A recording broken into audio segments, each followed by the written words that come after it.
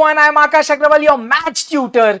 Today, I want to talk or discuss with you what do we learn from this September 25 CA Foundation exam. We will specifically talk more about maths, but just अगर मैं बात करूं यार ये जो अपना सितंबर exam आया इसके बारे में अगर मैं एक ब्रीफ ओवरव्यू लूं तो डेफिनेटली जैसे आपने अगर मेरा रिव्यू वाला शॉर्ट्स देखा होगा तो आई clearly said कि the paper was a bit moderate, definitely not the easiest one that we expect. अगर आप देखेंगे तो मैथ्स के साथ मोटा मोटा मेजॉरिटी ऑफ द अटेम्प्ट्स में यही होता है कि एकदम इजी पेपर नहीं आता है जो एक्सपेक्टेड है, बट ये टाइम पे थोड़ा ज्यादा कम इजी वर्जन था. हमेशा थोड़ा इजी मॉडरेट के बीच होता है. इस टाइम मैं बोलूंगा मॉडरेट टू थोड़ा सा हार्ड के बीच में, like more towards the moderate hard part. ऐसा क्यों, मैं आपको एनालिसिस आज करवाने वाला हूं. एक ब्रीफ शेयर करूंगा कि मेरा क्या डिटेल्ड ओवरव्यू एनालिसिस है अबाउट दिस. बट उसके पहले I want you to please comment what are your learnings about this सितंबर एग्जाम. एक चीज मैं बोलूंगा, नॉट ऐसा उसको अदर वे राउंड मत लीजिएगा, बट जैसे मैंने काफी मेरे रेगुलर स्टूडेंट से बात किया, लाइक उन लोग ने बताया, रेगुलर कोर्स वाले जो मेरे स्टूडेंट्स हैं उन लोग ने बताया they were able to attempt 80-85. ऐसा नहीं कि हर एक ने उतना अटेम्प्ट किया. ऐसे बच्चे थे जिनने 90 प्लस भी अटेम्प्ट किया है, ऐसा नहीं है. So the point is, if you have done a thorough preparation, you were able to reach here. या तो जैसे मैंने बोला यार 50 to 60 प्लस तो आप वैसे भी कर सकते थे, वो लेवल का पेपर तो ये डेफिनेटली था. अब ये तो रही इंडिविजुअल पॉइंट ऑफ व्यू. अब मैं आपसे क्या एक्सपेक्ट कर रहा हूं, आपने जो भी चीजें सीखी, what were your personal learnings about this सितंबर एग्जाम. ये मैं क्यों कमेंट करने बोल रहा हूं, सो दैट एक तो आप खुद एनालाइज करके कमेंट करें कि आपने क्या चीजें सीखी about this exam, and that will help other students. तो हो सकता है कि आपको पेपर बहुत शानदार गया हो, आपने 80-90 अटेम्प्ट किया हो, तो बाकी लोग को समझे कि क्या किया था भाई, क्लियर, आपने क्या क्या चीजें कवर की थी. अगर आपका बहुत कम अटेम्प्ट हुआ, आपको पेपर बहुत बुरा गया, तो भी आपने बहुत सारी चीजें सीखी है. क्योंकि देखो, एज अ टीचर मैं मेरा पॉइंट ऑफ व्यू आपसे शेयर करने वाला हूं. Definitely I share the analysis, but a student point of view definitely helps other student. कभी कभी being a student I kind of मुझे ऐसा लगता है कि दूसरे जो स्टूडेंट्स हैं उनका मुझे व्यू मिलेगा तो और शायद थोड़ा ज्यादा समझ में आएगा, शायद हम सेम लेवल पे. तो please do this for benefit of other students. Okay, तो आई एक्सपेक्ट कि आप वो करेंगे. कंस्ट्रक्टिव कमेंट करिए obviously. Nextly, now I want you to take an overview about my analysis about September 2025 maths exam. मतलब मैं इसके बारे में क्या सोच रहा हूं या मैंने क्या एनालाइज किया है वो आपसे एक बार शेयर कर रहा हूं. बोर्ड पे ध्यान देना प्लीज. ओके, फिर आपको कुछ लगे तो बताइएगा. जैसे आपने देखा होगा मैंने डिटेल्ड पेपर सोल्यूशन ऑलरेडी मेरे चैनल पे डाल दिया. You all have the question papers with you. अब मैं क्या चाह रहा था ना, चैप्टर वाइज एनालिसिस कर रहा हूं. देखो, ये चैप्टर वाइज वेटेज था जो एग्जाम में आया. एलआर तो पूरा 20 मार्क्स का 5-5-5 ईच आया था. ये रहे चैप्टर के चैप्टर वाइज एनालिसिस. जो अपन ने एबीसी एनालिसिस अगर आपने मेरे चैनल पे देखा है तो देखेंगे तो मोटा मोटा एबीसी एनालिसिस के हिसाब से ये पेपर बना हुआ है. हाँ, उतना शायद आप एग्री करेंगे. अब बात करेंगे जो मॉडरेट लेवल पेपर आया. पेपर इस टाइम मॉडरेट क्यों था, आकाश सर क्यों बोल रहे कि भाई थोड़ा पेपर मॉडरेट है. बहुत रेयरेस्ट ऑफ द केसेस में ऐसा बोलता हूं मैं. अब हुआ क्या, ध्यान से समझना, ये मेरा एनालिसिस है, एकदम वर्स्ट केस. ओके, ये मॉडरेट में भी जो मैं क्वेश्चंस अभी आपको बता रहा हूं वो वर्स्ट सिनारियो की इतने डिफिकल्ट है. आपने और प्रिपरेशन किया तो और अच्छा गया होगा आपको. अगर मैं बात करूं, देखो मैंने इधर वो कैटेगरी की है जो क्वेश्चंस मेरे को लगे स्टूडेंट पॉइंट ऑफ व्यू थोड़े बाहर के थे, थोड़े ट्रिकी थे, थोड़े नए थे, थोड़ा वर्डिंग्स घुमा के दिया था.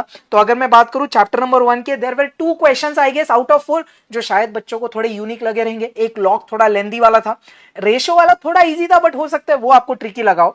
एक लॉग तो मैनेजेबल था और एक पार्टनरशिप वाला मेरे को लगता है नॉर्मल था. तो 2 क्वेश्चंस थे चैप्टर 1 के जो थोड़े यूनिक थे. चैप्टर नंबर 2 और 3 I guess it was manageable.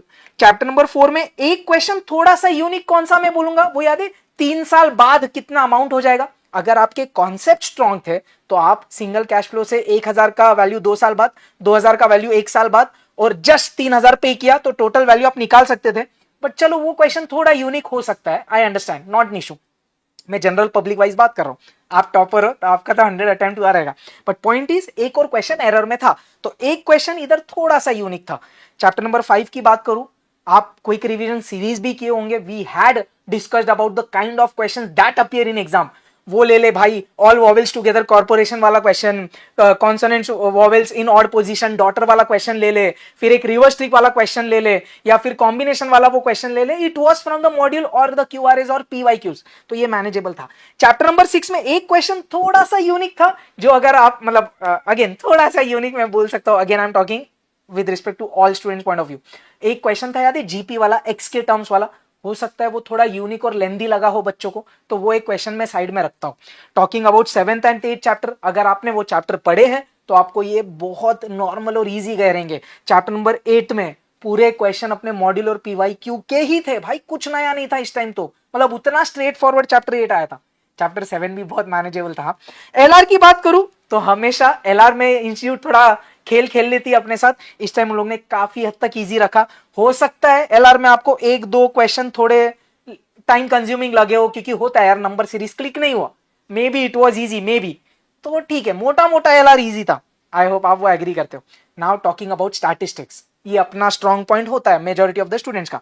Chapter number 13 9 mark का आया था, उसमें 3 से 4 थियोरी क्वेश्चंस थोड़ी नई आपको लगी होगी, I agree on to that, not an issue. Talking about chapter number 14 का यूनिट 1, मेजॉरिटी क्वेश्चंस नॉर्मल थे। एक क्वेश्चन आया था याद है, एवरेज ऑफ 7 नंबर्स, उसमें से 4 बड़े 4 छोटे का, तो वो कुछ तो आपके लिए एकदम नया था, तो एग्जाम में हो सकता है आपने उतना नहीं इनपुट डाल पाया, ठीक है भाई। एक चैप्टर नंबर चैप्टर 14 यूनिट 2 का क्वार्टाइल डिविएशन का क्वेश्चन याद है, सेमी इंटर क्वार्टाइल रेंज, उसने बोला फर्स्ट पॉजिटिव 11 मल्टीपल्स ऑफ 6, कुछ तो नया क्वेश्चन था जो मैनेजेबल था, बट वर्स्ट केस मैंने बोला चल उसको भी यूनिक पकड़ लेते हैं।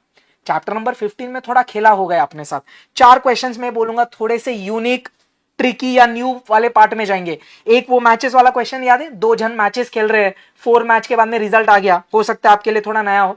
प्राइम नंबर और कॉम्पोजिट वाला, एग्जाम प्रेशर में I don't expect that you will be able to crack it, I expect it was a थोड़ा यूनिक क्वेश्चन, ठीक है भाई। डाइस वाला क्वेश्चन अगेन थोड़ा कहानी चेंज हो गई, तो जरूरी नहीं यार हर एक से बनेगा, मैं एग्री करता, उसको भी डाल वर्स्ट केस, जबकि ये बनना चाहिए था, चल डाल दिया कोई नहीं। मीडियन वाला क्वेश्चन भाई इंस्टीट्यूट ने खेल खेल लिया, अगर कॉन्सेप्ट नहीं पता कि वो यूनिफॉर्म लाइक वो सिमेट्रिक डिस्ट्रीब्यूशन है तो हालत खराब, चल भाई वो नया ही था, ऐसा क्वेश्चन मीडियन वाले वर्ड का मैंने कभी नहीं देखा, तो ठीक है मैं तो बोलूंगा भाई ये थोड़ा अजीब ही था, उसको भी डाल दे। तो प्रोबेबिलिटी में out of 6 there were 4 questions which were not manageable, I understand, but chapter number 16 और 17 की बात करेंगे, ये क्वेश्चंस वेरी स्ट्रेट फॉरवर्ड थे काफी हद तक, अगर आपने अच्छे से प्रिपेयर किया है तो।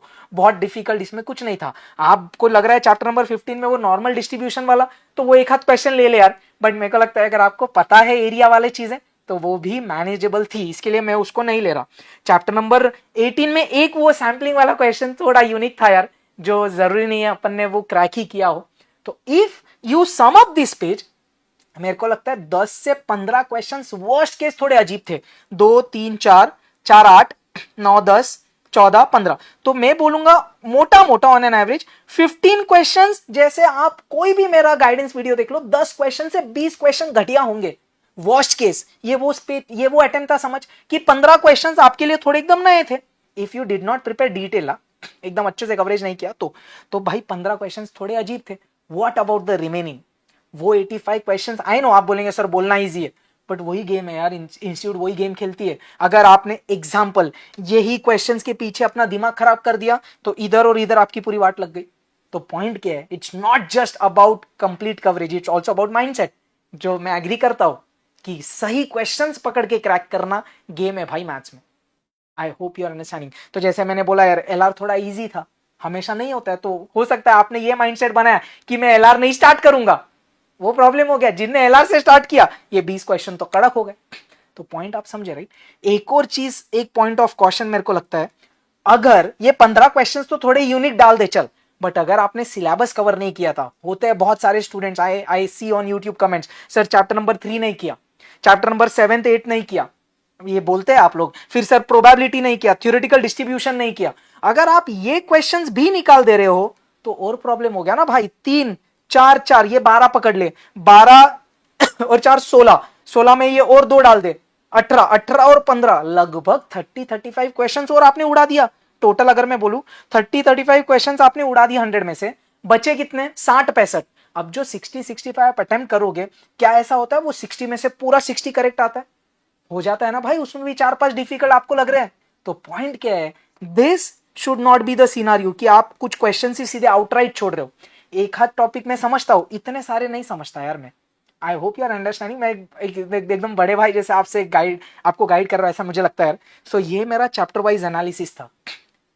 तो अगर आप देखेंगे, आपने जो भी कमेंट किया और जो मेरा पॉइंट ऑफ व्यू इधर है, वो चीजें मिक्स करके आपको और बाकी स्टूडेंट्स को आगे वाले अटेम्प्ट पे हेल्प हो, ये मेरा आज का मेन उद्देश्य था।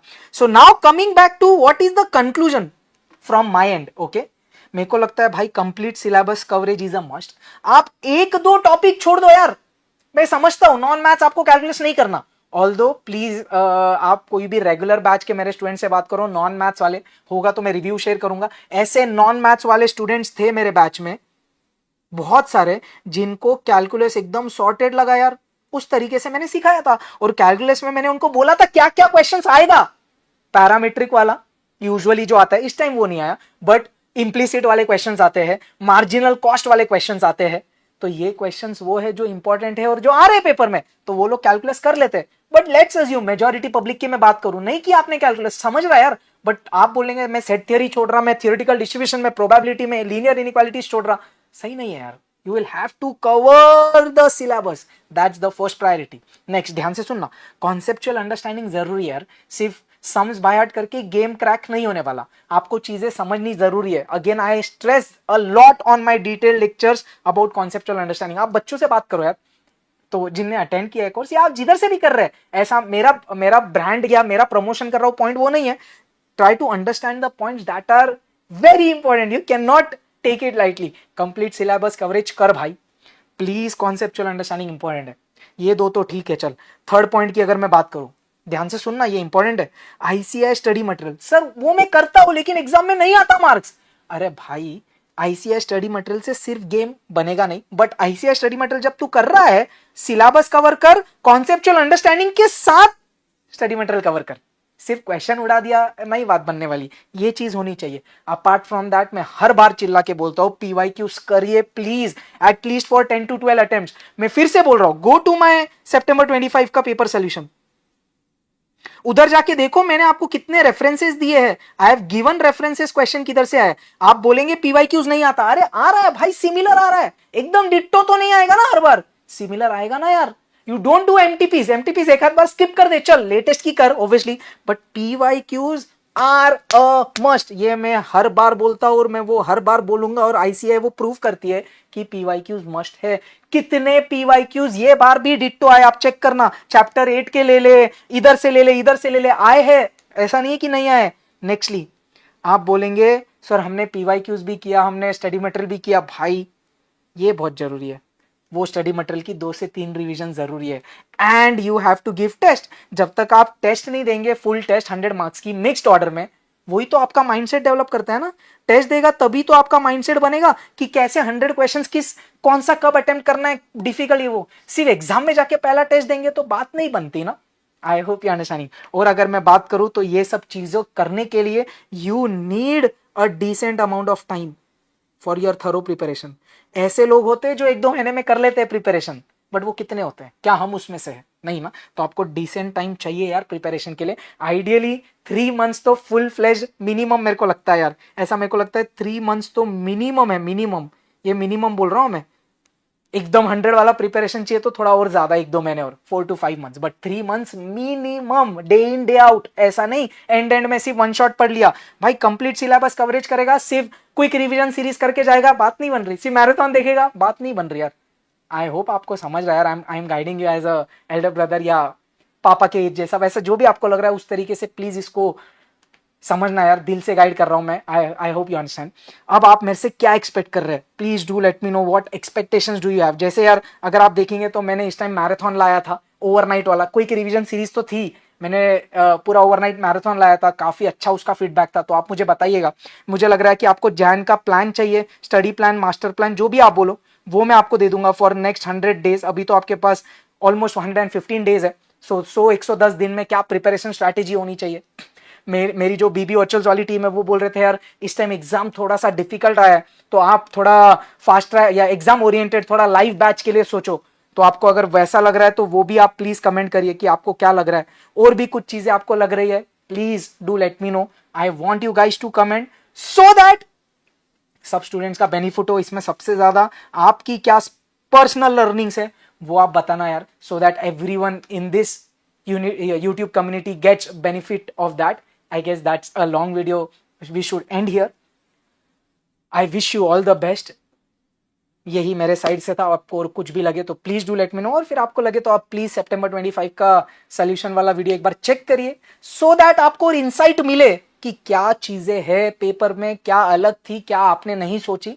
और इस हिसाब से आपको और कुछ भी लगे तो प्लीज बोलिए. I am always there with you. और अगर आपको पेपर, इनके बारे में मैंने बात ही नहीं की, अगर आपको पेपर बहुत मक्कन गया, as always I am proud of you. Welcome to interior. तो कड़क है यार. चलिए, thank you so much. I will see you soon. Perfect. All the best. Jai Hind. Take care.